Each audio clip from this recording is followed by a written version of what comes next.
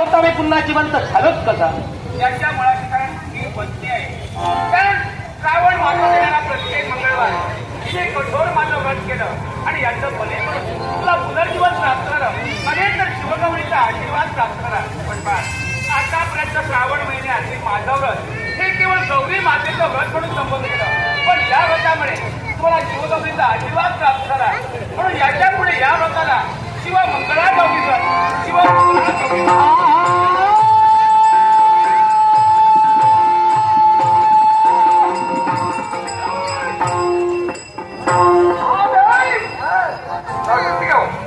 हर्षद या बालकांना लाच मोठा माणूस आहे.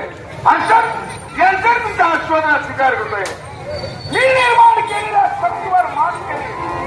याचा अर्थ असा नव्हे की माझ्यावर मात झाली. अरे विश्वाच्या पायी त्याला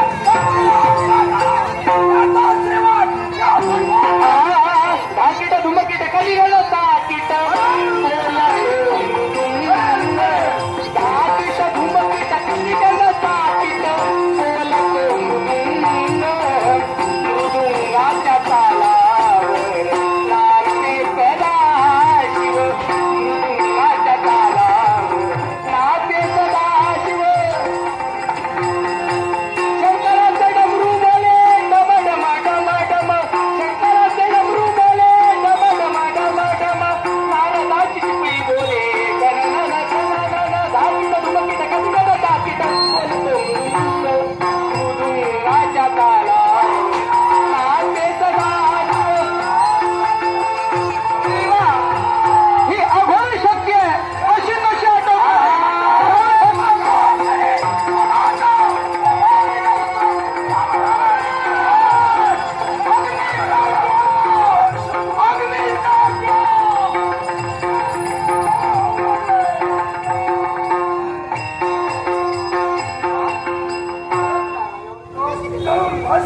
देवा, जसा आम्हाला आशीर्वाद दिलायस ना, या तुझ्या साऱ्या भक्तांना तुझा मंगळमय प्रेमचा आशीर्वाद असावा.